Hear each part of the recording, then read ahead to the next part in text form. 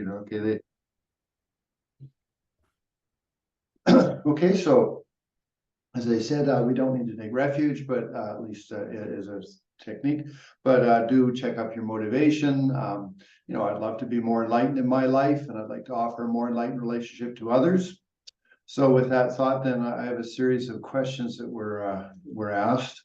So there are multiple parts to the sadhana of Cittamani Tara for mantra recitation. Which mantras will count for the mantra accumulation? I'd need to look at the sadhana to go and review that. But yeah, the Cittamani sadhana is a little bit long, but the section where you recite mantras should be sort of in the middle of the sadhana. So I need to look at that, and of course I'll go and look at the sadhana. I'll highlight the things that you do, because again, in first session, you do a little bit more, second or third and fourth sessions, depending on how many sessions you do in one day, you can abbreviate certain sections. So I'll identify all of that for you. As I say, I just came back from Canada, so I haven't had any chance to really get organized well for the retreat. Is it beneficial to incorporate the mantras of the 21 Taras in their labor? No, you don't need to do it. Basically, all 21 Taras respond to Om Tara Tu Tara Turi Soha. So you don't need to increase on that, basically. And again, the 21 Taras, some of them are more specific. I mean, for illnesses or for fear or for fire or for flooding. But again, just saying her mantra will call on that depending on the situation that you're in. So like that. And again, I mean, we don't want to be, let's say, Tara's aspect is enlightened activity. So, I mean, it could be, if you have incredible karma, that Tara appears before you and gives you some advice. But generally speaking, it's enlightened activity. So Buddhas don't need to go and show up in front of you and say, I'm going to help you and I'm a Buddha. That's very egocentric. So Buddhas are subtle. So in fact, I mean, they might be helping you all the time, but they're never going to show their face to you, because that takes away your own responsibility, and it takes away your own, let's say that, like, I'm the one that's working. And Buddhas, if they had the power to just sort of, zap you and you became enlightened, well, they would have done it, because they've got lots of compassion. So their role really is to help you in amongst all of the various things that you have, which are your beneficial things and the things which are your obstacles or your interferences. Within that, they basically try to help you find the path. And so their enlightened activity is to help you to understand yourself, and maybe how to unwind a particular delusion or a particular obstacle or a particular blockage or whatever it may be. So Tara is always there. And again, if you did have a particular issue, like with a flood or there's a riot or there was something, you say her mantra, then maybe sort of a pathway or a way of dealing with it will manifest. So that's the way you should think about it, about with Tara. It's enlightened activity. Question 3, should we incorporate the long phrase and the long verses of auspiciousness and other parts from Lamiyashi Sadhana? Okay, that's the part where you can abbreviate. Normally in the first session, up till the mantras, at least, you do whatever is included. And so that can take some time sometimes, but the thing is, that's the first session of a day. Then at the end of the mantras, you can do everything abbreviated. So you can just jump to a dissolution, and then to a dedication, and then prayers of auspiciousness, whatever. And again, I'll review the sadhana to make that more clear. The second session, normally you can start somewhere more deeper into the sadhana, because you don't need to do some of the preliminaries. But again, I will clarify that. What are the benefits of meditating on the stages of dissolution, holding the body entirely? Okay, the stages of dissolution, of all the things that we do for us as general people who are trying to get our act together, is the 8 visions at the time of death, which are the visions of dissolution, are the most beneficial, because it's guaranteed one day you're going to die. Okay. And although maybe some of the aspects of how you die might be a little different from the way the 8 dissolutions progress, but basically, earth element goes down, that means your body gets weak. Water element goes down, means the circulation slows down and gets a lot less. fire element goes down. That means is that the heat in your body gets diminished. And then finally, air element, that's your breathing, that stops. Okay. So the thing is, it gives you something to sort of review as you're sort of dying. Okay. And then you have the four subtle visions: white, red, black, clear light. And so those ones are the more subtle ones, which are happening inside of you after externally you're dead. So there, I mean, it's a roadmap. So it's so beneficial that you have that. And so it could be in the process of your personal dying that you have a little glimmer of self-awareness, and then you can start implementing this.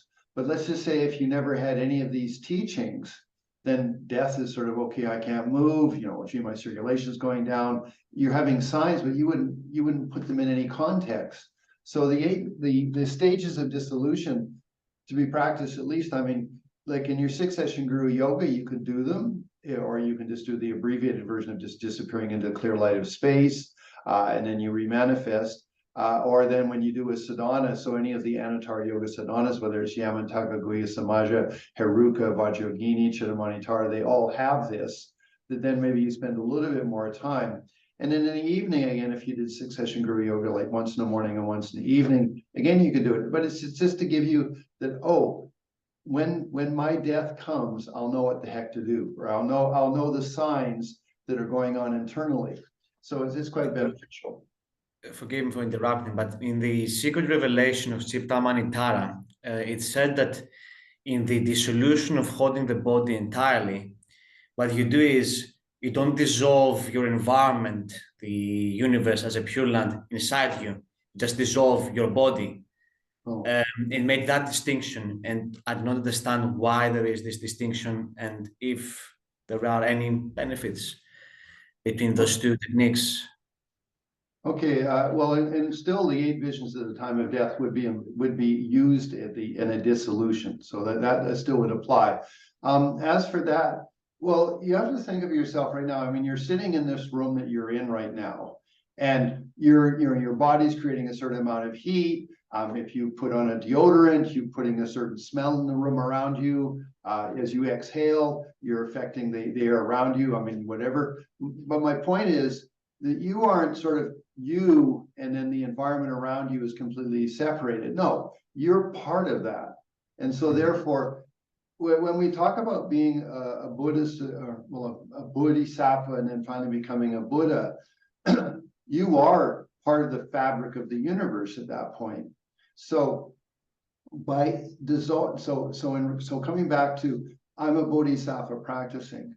When you do a dissolution, you're saying, okay, my normal identification that I was born in Greece or France or Canada or America or Latin America, wherever I was born, all of those associations, they evaporate. They're impermanent. They have a context for this rebirth, but that's about it. But the thing is, what's the quality of who you are in that?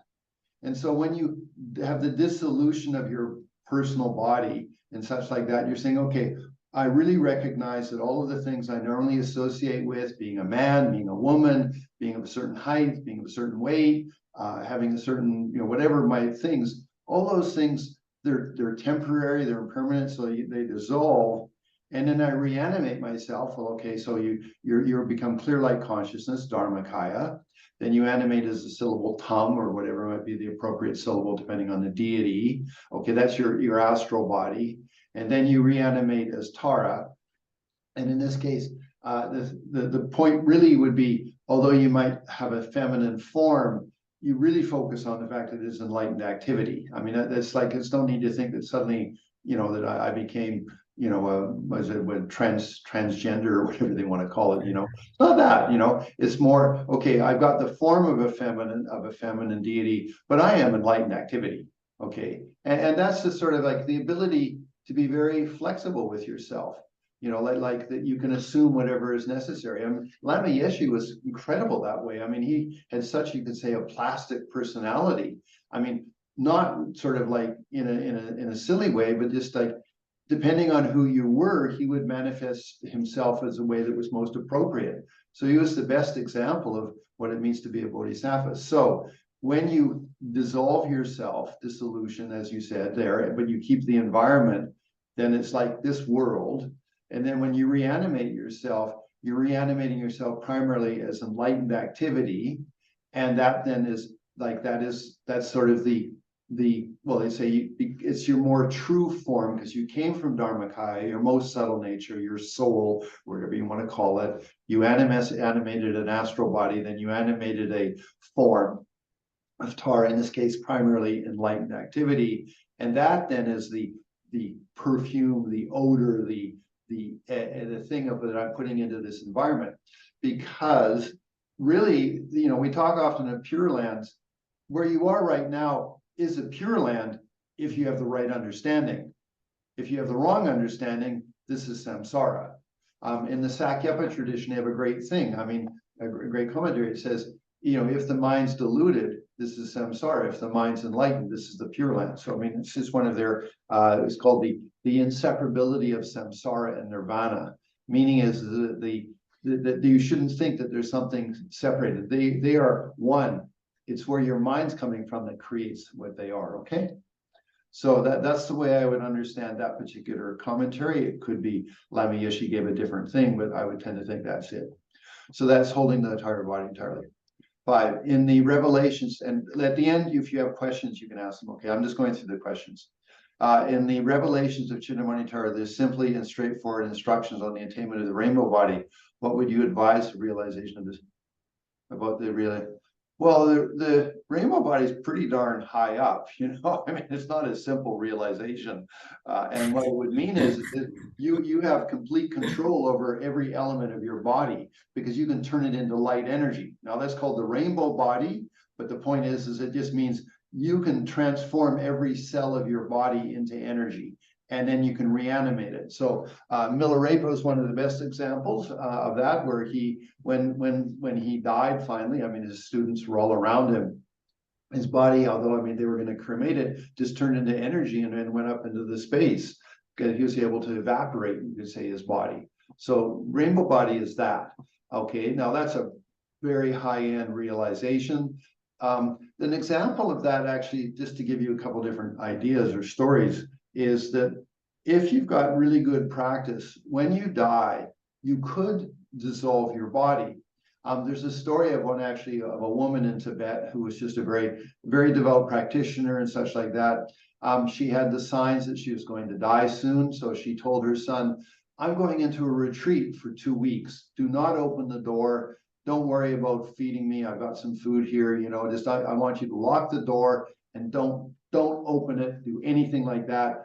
I'm in a retreat. Now, it was his grandmother or his mother. She was very old. So he said, okay, whatever you say, Mom. So anyway, now I don't, the story goes like this, is that then after a week, he didn't hear any noise from the room. So he became concerned. And so he opened the door and he found that his mother's body was like half the size. It was shrinking and disappearing. So it was said that she was actually dissolving her body into the clear light.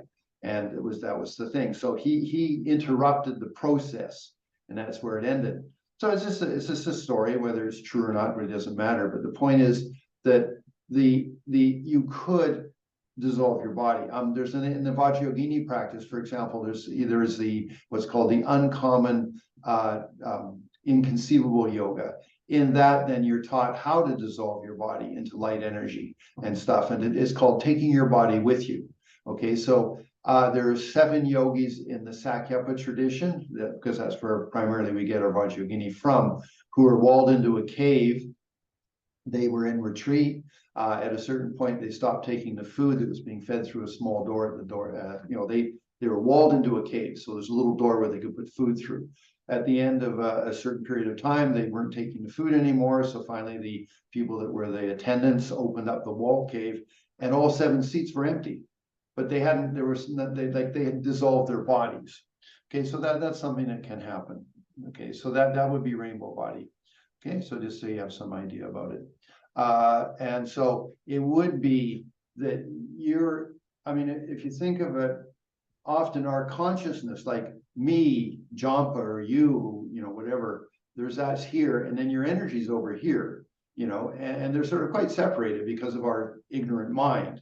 When you start doing a lot of meditation practice, your mind and your energy get closer and closer. In fact, that's really what you call, if you want to talk about Tumo, you're able to move your consciousness of, your sense of yourself into your abdomen.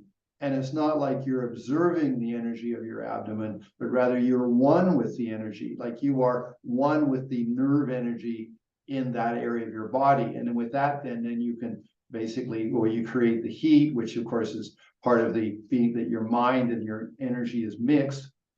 And that is opening your central channel, that. So if you have that, then you can start gaining higher experiences, and that's where then you could possibly turn your body into light energy and attain rainbow body. So it's a really high-end experience. It would be something that let's say it's, we practice, we're going in that direction. Then number 6, due to my recent lay rung, I find it natural to incorporate elements of Yamataka Tantra in the meditations on Chirmatar. Yes, all high-end tantras are pretty much the same. What you get is a flavor difference. So Yamataka is fierce, so that's the flavor of Yamataka, but it's still Anatara Yoga. Tara, Cittamani Tara, she's more subtle, she's more divine, she's feminine, different flavor. But they're all basically enlightened activity. They're all, let's say, ways of dealing with yourself. Now, remember that when you practice Tantra, what you're doing is you're working at transforming your mundane sense of self, or you might say disengaging from your mundane sense of self and reanimating your sense of self in a more enlightened manner. And so different people have different issues. So Yamataka is if you've got a lot of heavy duty issues, Yamataka would be the great thing to animate into your being. It's sort of like totally change the chemistry of who you are. If you've got a little bit more subtlety, or let's say if you've got with the bliss, that would be Heruka Vajrayogini. Or if you move Cittamani Tara, I mean, she is enlightened activity, and again, a little bit more subtle, but more, I would say feminine, but just more feminine that way.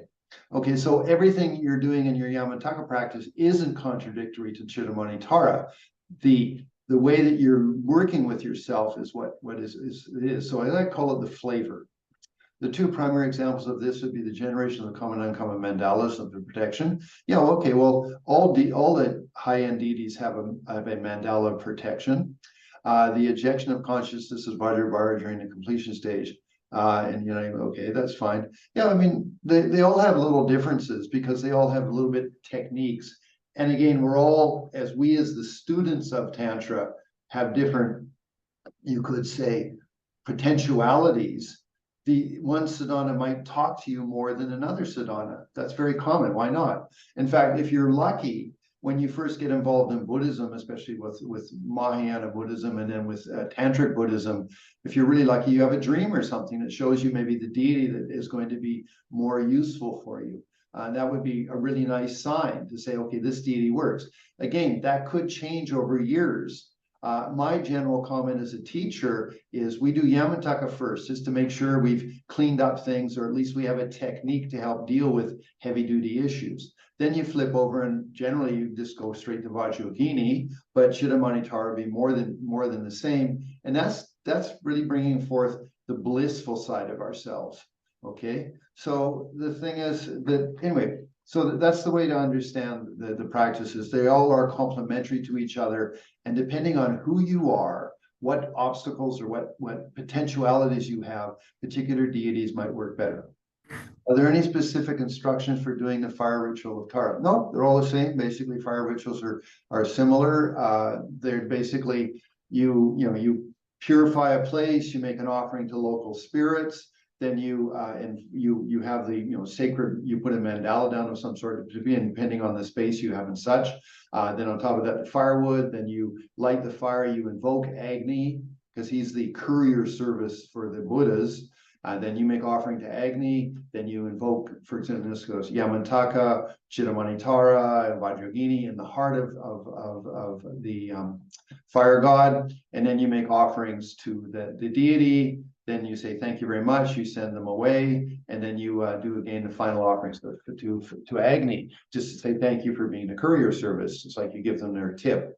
Okay, in regards to fire rituals, The general one you do after well, the one you must do after having done a retreat is peaceful fire ritual. So that just means purify all the things that you might have made as mistakes. And so it's just saying, hey, Tara, or hey, Yamantaka, you know, there was things I just didn't understand. So I'm making offerings to you and such. You know, so don't sound like forgive me, but just sort of, I purify those, okay? Now, later, after you've done your first fire ritual of peace, if you've done that retreat of that deity, you could do an increased fire ritual, which increases either your merits, your wisdom, your lifespan, or things like that.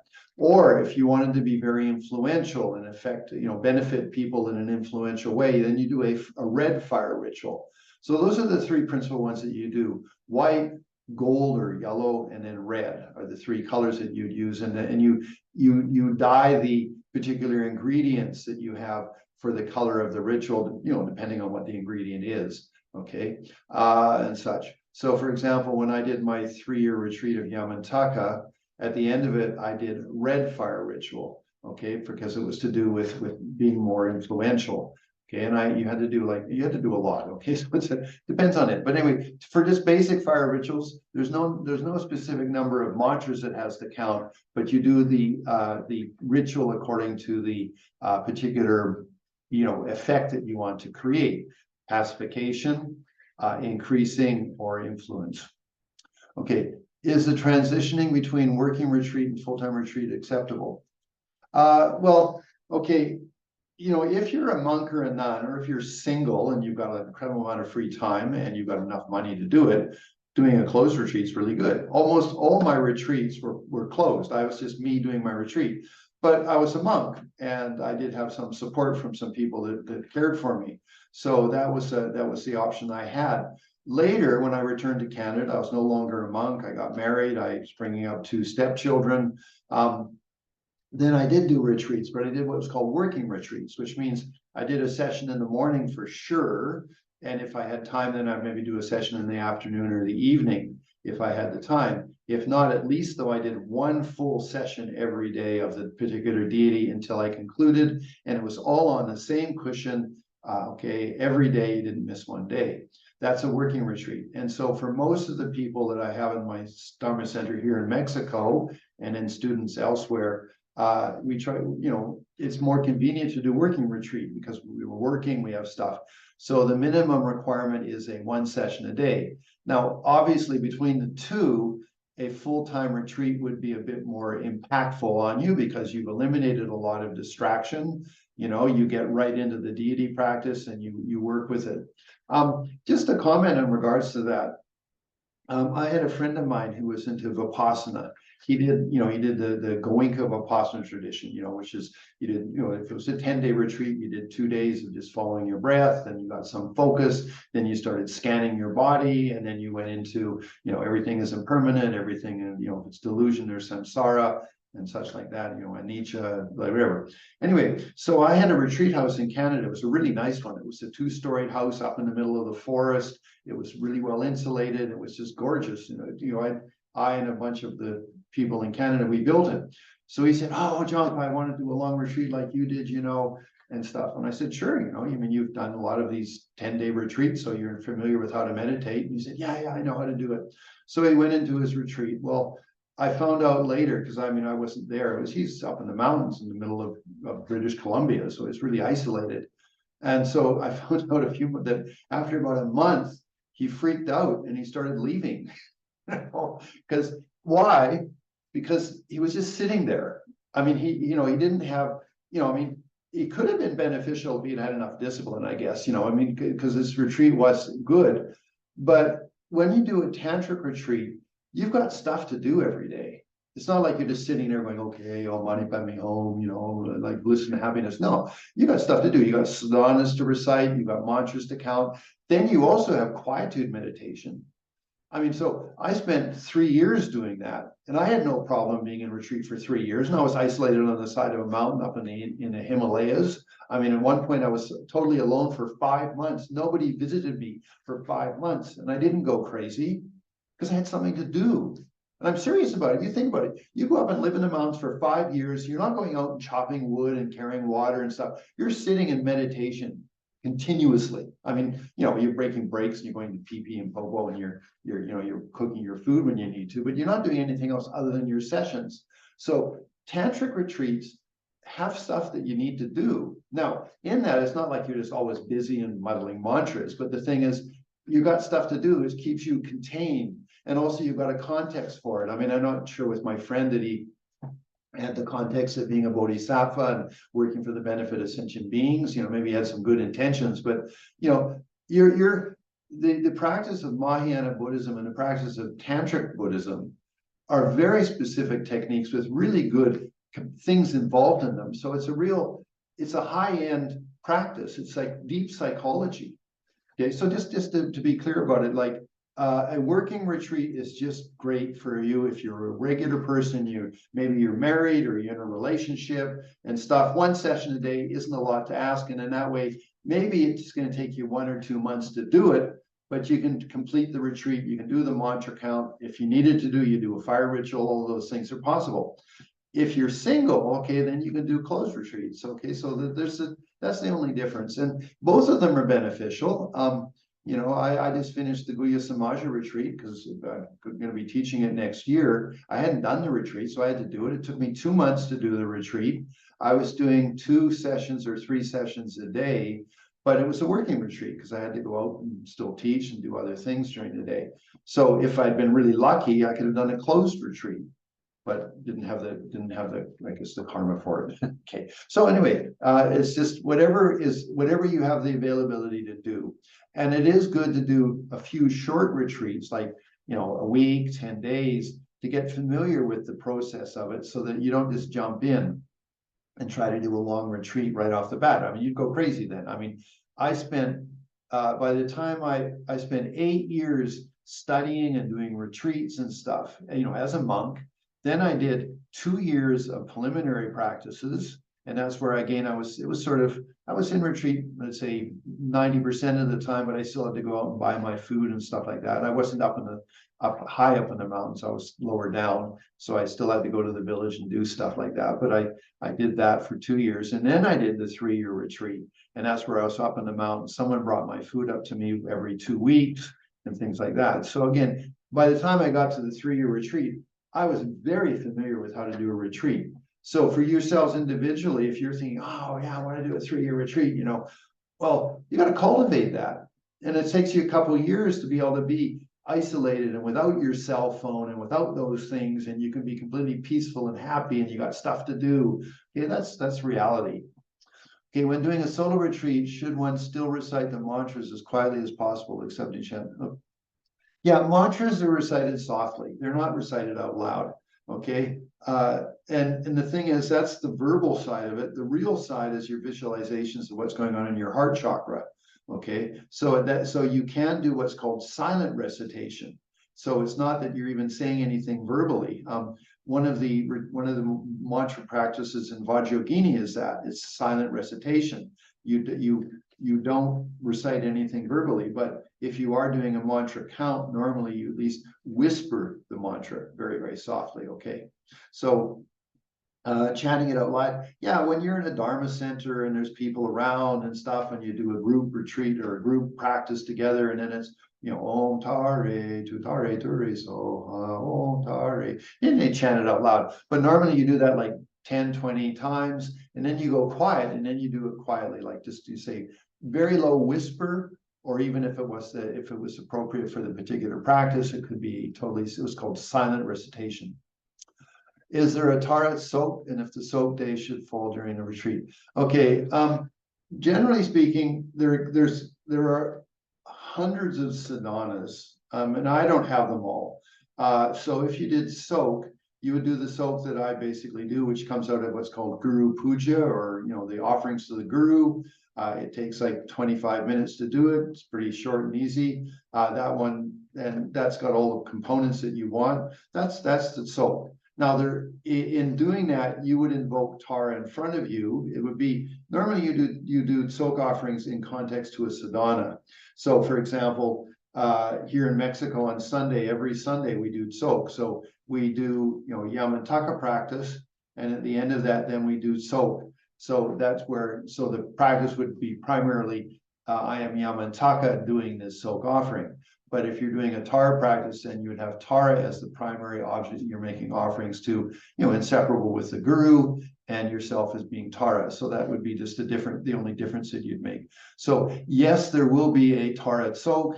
I don't have it. I don't know what it is. I just do a general soak offering. Okay. And again, you have to be careful you don't get caught up with, oh, I need this, and oh, I need that, and I need this, and oh, I got to get these 15 other initiations to be able to do this, and I need this tantric practitioner protector. Oh, and then I need that one too, because that one does something better. And that's just the whole, I mean, it could apply a little bit, but mostly it's just chasing experiences. It's like Lama Topinyeshi called it supermarket. I call this deity shopping. Yeah, well, Lama Yeshe called it supermarket shopping. So you're going to go, oh, this vegetable is good, and oh, this brand of muesli is better than that brand. I mean, that's the way it sometimes happens. So it's nothing wrong with it. I always just say, be careful of how many commitments you get, because if you end up with like 15 commitments for 15 different deities, maybe you're not doing much meditation anymore. You're just doing recitations and whatever was part of the commitment. So for example, with me, especially with the Anantara yoga, it's your 6-session guru yoga. Then if you do shift over, you could do Yamantaka for a year or two and then drop it and go over to Vajrayogini, or you could drop that and go over to Heruka, or you could drop that and go over to Guhya Samaja or whatever, or to Cittamani Tara. Because as we're lay people, we don't have an amount of time. So just be careful of commitments. Okay, so I mean, I'm giving you lots of little side information, but anyway, so there is tons of different things. I don't know what the soak offering for Tara is. I'm sure it exists. I'm sure there's somebody out there that would have it, but I just don't have it. So for my advice, I would say do the general soak offering. It includes Tara as is, so you don't need to worry about it. Is it best to generate Tara in the 6-session Guru Yoga during the retreat? Yeah, that would be fine. Although in the 6-session Guru Yoga, it says you become Vajrasattva, that's not a necessity. Geshe Rapton, one of my main teachers, said you can become a Heruka, you can become Vajrayogini, you can become whatever deity you want, because you are manifesting as a Buddha. And the 6-session Guru Yoga is only a commitment that you get in highest class Tantra. So that gives you the option for any high class Tantra that you could then turn into that particular deity. We will still meet mantra requirements to recite the mantras of other deities. Generated Tara. Okay, again, be flexible. Think of it like I'm Tara at this point because it's enlightened activity. May I have the intelligence and the skillful energy to enter into other people's lives and do what is most appropriate for them, for what they need. That's Tara practice.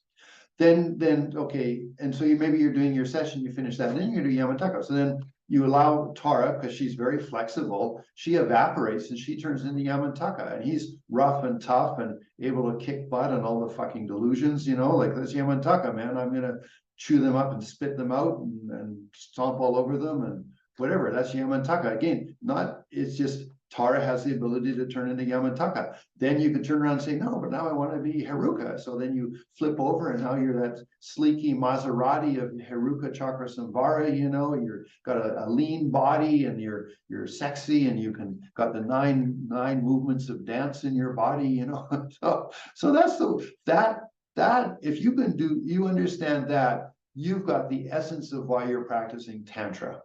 It's learning how to transform yourself and to not be so hung up about who you particularly are, okay? Furthermore, if possible, would it be beneficial for the Sangha for us to have a one-on-one talk before the group question answer? My Sangha elected me to be president of Garner. Okay, yeah, I mean, yeah, if any of you have personal questions, definitely, I'm available to be there for you. I mean, that's my role as a teacher. So yes, absolutely. Now, I do have a few limitations. I'm married, and my wife doesn't like me to always be running around just doing Dharma. In Mexico, they call it a sacerdote. She says, you can be a sacerdote from 9 in the morning till 12 noon. After that, you're my husband. So this is real life, guys. Anyway, so yes, I'm available, and I try to do all my Dharma stuff between 9 in the morning until 12 noon. After that, then I'm a husband. Okay, yes, providing we can sort of fit it in those sort of timeframes, I'm available for anybody. And of course, if you send me an email, I do try to answer emails off and on throughout the day. Just depends on what the situation is. So yes, that's totally available. Okay. So those are the questions that were given, and I expanded it into other things to try to make it so you have lots of information. Now, if you have individual questions or something, please, it's available. Yes. Regarding the mantra recitation, the complication of the Cittamani Tara sadhana is this. There is the mantra recitation part, which is common to all sadhanas, but in Cittamani Tara sadhana, you also have the body mandala generation.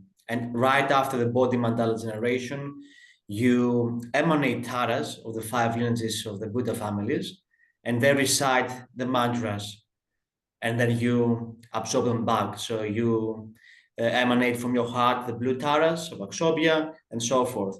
So that is the, let's say, quote unquote, complicated part of the mantra recitation of the Tara sadhana. No, it's not. I mean, you're sitting there, your recitation of the mantras during, for example, the emanation of taras from the Akshobhya or Ratnasambhava or whatever it may be, you're still reciting mantras it's a you as the primary deity are like the chant leader. Now, when you feel that space is filled with the blue taras or yellow taras or whatever it might be, you're just part of your mind just feels they're reciting the mantra, but it's primarily you are sort of like you're all harmonizing or vibrating at the same thing. So it's just that you think of it this way. Right now, our consciousness is sort of like really like me, here, I.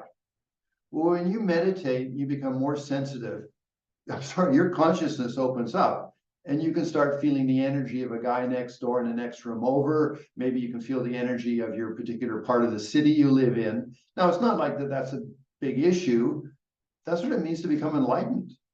That you have a bigger state of consciousness. And then when you feel somebody suffering, you say mantras and you feel like, may they be benefited, may they be freed of that suffering. That's the activity of a bodhisattva, and it's a spontaneous activity of a Buddha. So when you do this type of practice, for example, actually Lalita Bhadra in the Yamataka Tantra, he says, when you feel that you have 9 faces, so you have the principal face, and then you have 3 on this side and 3 on this side, 1 above and 1 above, and you feel that they all recite the mantra at the same time. So again, you're just whispering, like, so it's Om Yamaraja Satamaya Yamadharana. You're doing that quietly. You're feeling that all 9 faces are saying the mantra.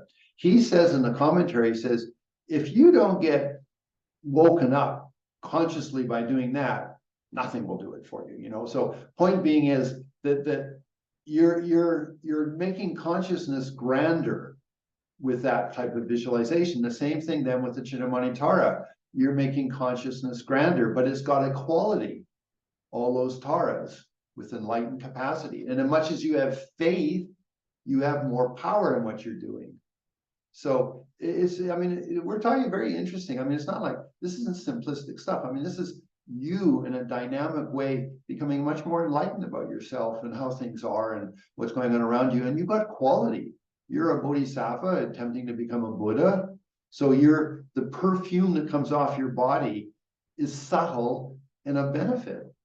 Okay, so that's the way I would understand your question. It's not complicated. It's a question of, you just feel the whole universe is vibrating with the mantra of Tara. And it's in, maybe it's aspected in all the blue taras or the green taras or the red taras or whatever it might be. But the universe is vibrating with that. Okay. Now, does that answer the question, or does it not? Well, the main point of my question was, which mantras count for the mantra accumulation, and you answered it. And I also thank you for all this extra information. I'm very grateful for that, about the vibration of the universe and so forth. Yeah. Well, they say that like the land is a pure land, all sound is mantra, and all beings within it are Buddhas. So you know, like that, that's a very constructive way of trying to visualize your existence in the world that you're in. Now, I mean, I use the example because it's a little bit easier for our culture to say, I'm in the playground of enlightenment. I and all sentient beings are playing the game of enlightenment. And, you know, so that way, then you have that sense of, we're all on the same team. We're all Taras or Yamatakas or Vajrayaginis or whatever it might be, you know, we're all on the same team. And who's the opponent? Delusion. You know, and we try to be very skillful to, you know, do the 3-point basketball shot, or, you know, kick the football goal, or whatever it may be. But we are together with all sentient beings, you know, so that's just a good concept for this is a pure land, and all sentient beings are Buddhas, or the deity is, I'm in a playground of enlightenment, playing the game of enlightenment, and I and all sentient beings are on the same team. Another question I have is that with the body mandala of Cittamani Tara, and I will say also with Tumo practice, one affects the nervous system, and especially the nervous system, which it is usually it is subconscious, very directly and very powerfully. As an effect, perhaps some psychological trauma might come up during those practices. I was wondering, what is your advice if that happens, either to me or in another practitioner of the Cittamani Tara Leirung? How would you suggest for us to deal with that situation? Okay, it's one word: patience. I'm really sorry. No, you're right. Absolutely. I mean, I'll you know, I'll be really honest. Okay, like when I did the retreat, okay, I was 30 years old. I started the big retreat. Okay, and about 6 or 7 months into it, I suddenly remembered, and I think completely had forgotten, that when I was about 4 years or 5 years old, a neighbor kid came over and buggered me. Like I got raped. Now I didn't remember that, but in my retreat came up. Suddenly I can remember my face hitting the grass, him pulling my pants down, I'm crying, and then he's trying to shove his penis in my asshole, you know? And I mean, it's serious shit, you know? And I'm suddenly going, holy fuck, man, where'd that one come from, you know? And then I had to deal with all the emotions that came up from that. I mean, I'm being really honest with you, you know, we all have stuff from our history, you know, and whether it's that or it's some more subtle, it's an emotional trauma from maybe mother or father or whatever, you know, we all got stuff. Well, okay, one is, okay, you have to say, well, okay, that's part of me, I got to work on that. So then you could say, well, Tara's enlightened activity, make me more skillful on dealing with that. You know, it's just, there's stuff like that happens in our lives. So the thing is that you know, it's okay, it happened to me. Okay, I've got to accept it and work it through. So the best example of that is like if you took shit. Okay, what do? Well, okay, you can just leave it as shit and it's stinky. Okay, but what you do is you put some grass on it and some other things, and you start to compost it. And then finally, what does it do? Is it turns into fertilizer, makes everything grow really well. So, for example, with my own personal thing that happened, okay, basically I said, okay, this is my shit. Okay, so accept it, compost it. Took some time. I could say honestly, it took me about 5 years to go and work through the memory of that. And I had to forgive the guy that did it to me. I had to deal with my own emotions about it, all sorts of stuff. I mean, that's where I say, like, really becoming enlightened isn't simplistic. It's a real process. You know, now, I mean, I don't like being around people that are overly aggressively, you know, like that way inclined, you know, or things, but okay, I can deal with it. And the thing is, then I have a lot more empathy. So the fertilizer of what happened to me is empathy for anybody that's been raped, because I can understand all the horror of it, you know. So that's the thing. And so patience, I mean, that's my joke, it's patience. But on the other side, I said, trying to be more skillful and saying, okay, how can I accept this? How can I turn this into fertilizer? How do I compost it?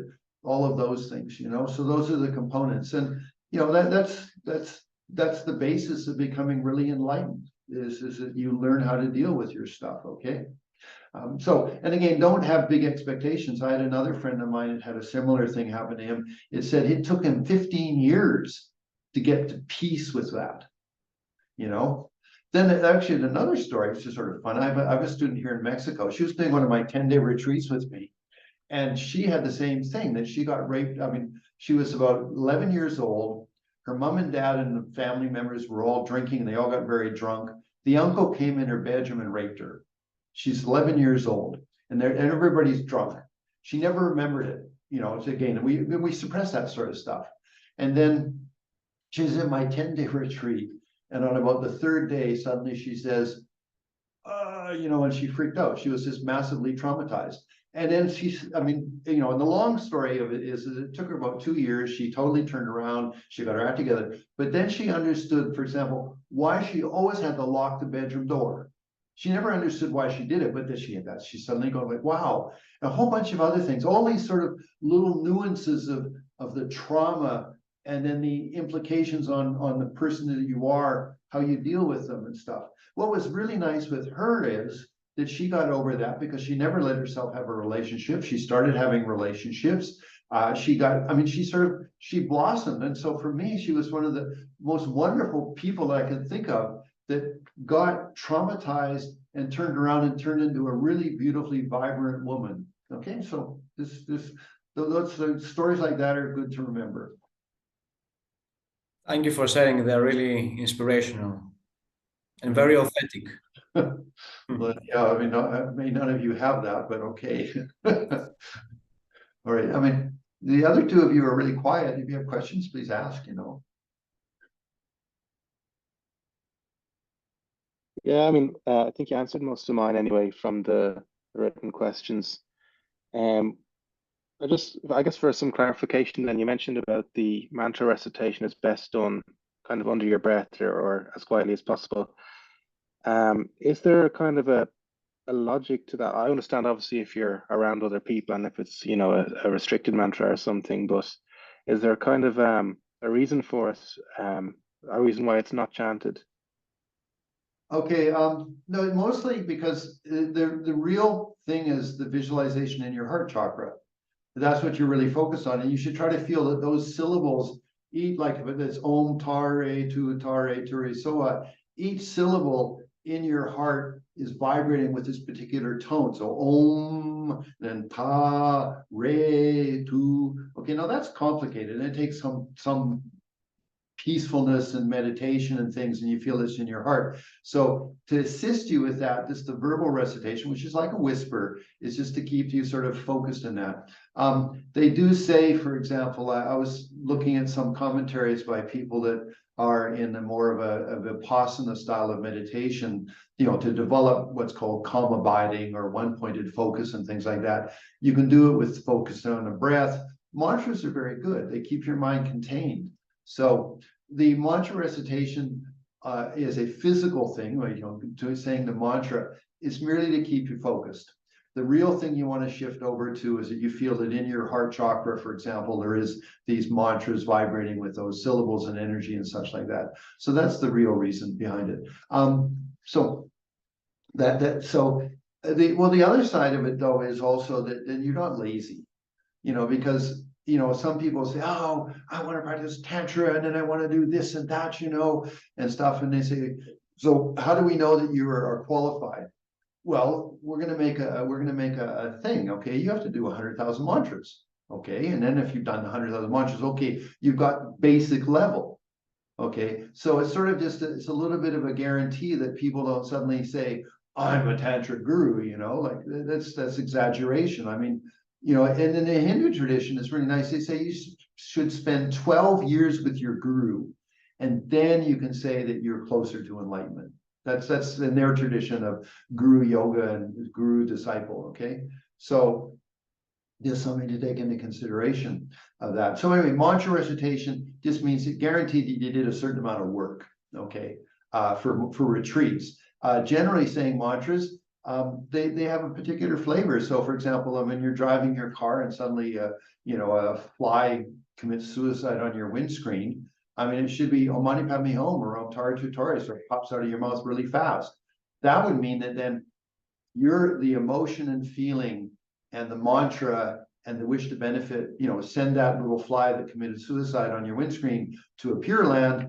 It happened like boom. So that would be good signs of that. Okay, your mantras have meaning and have, I mean, well, how much depends on you as an individual, but they have some impact on the world around you. So let's say you're sitting in a bus going to work or something like that, and then there's an argument in front of you, then quietly you just recite Tara mantra and saying, may these people work out their problem. May some enlightened activity come along to help this situation. So that's you being a little generator of energy appropriate to the situation. So maybe someone's fainted and they're suffering. Well, you say, Om Mani Padme Hum, or Medicine Buddha mantra. Some other situation, someone's arguing and fighting, say Tara mantra, or whatever might be appropriate. Okay, so again, you're creating things which are beneficial according to the environments you're in. Really, they're just technique. And the bottom line, if you were much more enlightened, all this is spontaneous, doesn't have mantra, but this trains us to be more, let's say, more enlightened, more beneficial. Okay. Good question, though. Thank you. It is very interesting what you said, because I was quite familiar with the Orthodox Christian tradition before coming to Vajrayana. And in Orthodox asceticism, they have the prayer of the heart, a Noetic prayer, which is a higher level type of prayer. And when I came to Vajrayana, there were a lot of people saying to me, you always have to recite the mantra, even if you do this a little bit like a whisper, because you accumulate merit through your speech. But to me, somehow it didn't click through my logic. And now what you said makes everything clear. Yeah. Well, as I say, mantras just give you, like I say, you're getting a particular flavor and you're getting very good at it. You're becoming very conscious of it. You're able to emulate it. I mean, I remember I saw Dilgo Cancer Rinpoche, very beautiful Nyingmapa Lama. And I was attending a teaching, and he was giving the teaching with him, and we were on a very small group, so it was really nice. And then one of the persons was quite aggressive. They were like, they sort of like a lot of anger or something like that, but they were just generating a lot of thing. And you could see at one moment he sort of picked up on it, and then immediately then his whole body, you could feel flooded with compassion for this guy.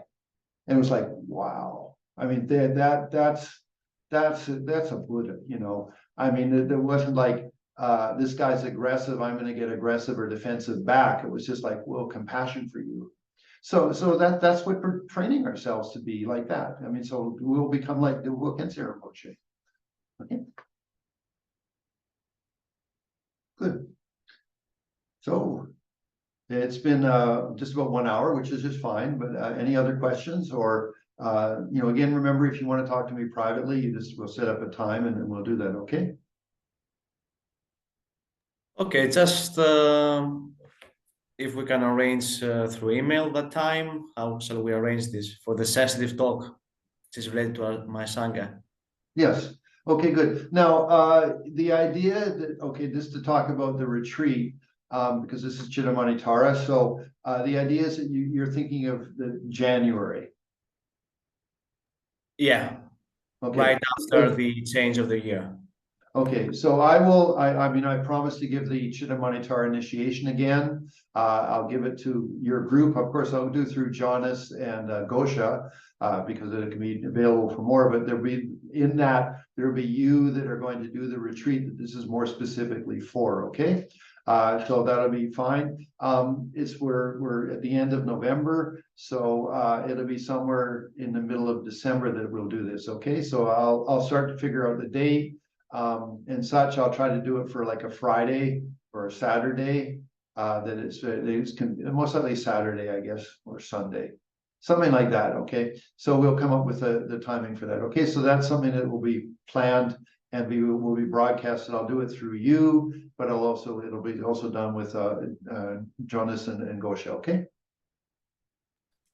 Good. Well, thank you so much. Wonderful. Hey, I must say, Cittamani Tara is really quite special. You guys will enjoy it. I mean, the retreat. some interesting things will happen because you're getting in touch with the divine feminine. Okay. Okay, good. So, so wishing you well, and I guess Odysseus, if you want to stay on the line for a few seconds more, we'll talk. Okay, yes, let's do this. Okay, so I'm going to turn off the pause recording. Stop.